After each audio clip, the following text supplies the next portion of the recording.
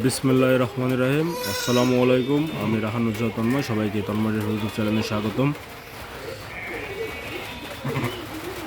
কিছুদিন যাবত ঠিকমতো ভিডিও করা হচ্ছে না, নানান ব্যস্ততার কারণে। আজকে আপনারা আমাদের চ্যানেলে গারল বিষয়ে বিস্তারিত ভিডিও কম দেওয়া হয়। আমাদের চ্যানেলে মেনলি আমাদের গরুর চ্যানেল, কিন্তু এর পাশাপাশি আমাদের 50-60টা গারল আছে। এই গারলগুলো বিষয়ে আপনাদের কিছু কিছু মানুষের কিছু কোয়েশ্চেন থাকে, সেই কোয়েশ্চেনগুলোর অ্যান্সার আজকে দেওয়ার জন্য আসলাম। প্রথমত আপনাদের বলে নিই, আমাদের গারলগুলো কিন্তু 100% গারল না। আর আমাদের বাংলাদেশের যে আবহাওয়া, এই আবহাওয়ায় আপনি কোনো জিনিসে 100% আর কি ওইভাবে আপনি পালন করতে পারবেন না। যদিও আপনি সংগ্রহ করেন, কিন্তু পালন করতে পারবেন না। তার প্রধান কারণ হলো যেগুলো 100% ওগুলার ট্রিটমেন্ট অনেক বেশি, তারপর ওগুলোর যত্ন অনেক বেশি নেওয়া লাগে। আর আমাদের বাংলাদেশের যে আবহাওয়া, হঠাৎ শীত, হঠাৎ তীব্র গরম, এর মধ্যে আসলে ওইগুলো সারভাইভ করতে পারে না। তারপরেও প্রজনন জটিলতা বলে কিছু বিষয় থাকে। যেমন আপনাদের বলি, আপনারা যদি 100% গরু মানে কালেকশন করেন কোথাও থেকে, বা আপনাদের বাসার যে গাভী আছে সেটাকে 100% বীজ দিয়ে আপনারা একটা 100% বাচ্চা নিলেন, সেই বাচ্চাটা আপনাদের বেশ কিছু সমস্যা হবে। তার মধ্যে অন্যতম কিছু সমস্যা হলো ওই গরুটা হচ্ছে মানে একটু গরম বেশি বললে প্রচণ্ড হাঁকাবে, গরুটা খাওয়া দাওয়া বন্ধ করে দিবে।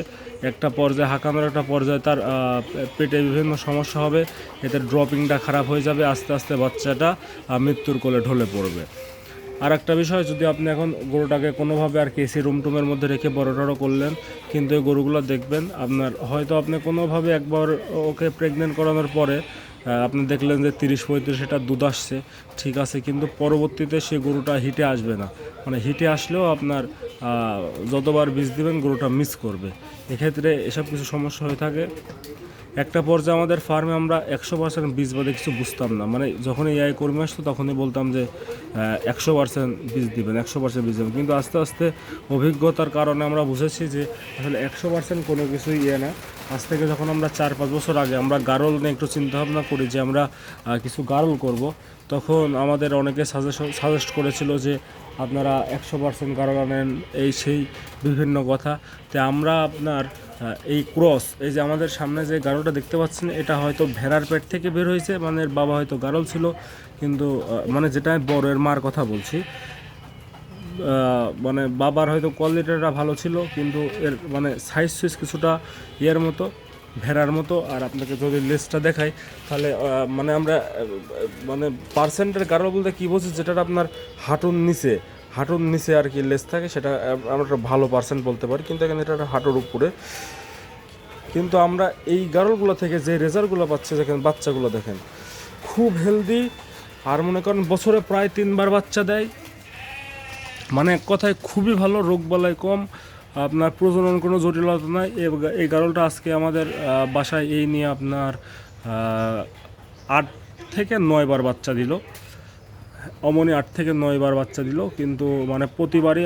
আর গারলের ম্যাক্সিমাম আপনার বাচ্চা হয় একটা, গারল বাচ্চা দেয় বছরে একবার। আর আমাদের এটা মনে করেন 15 মাসে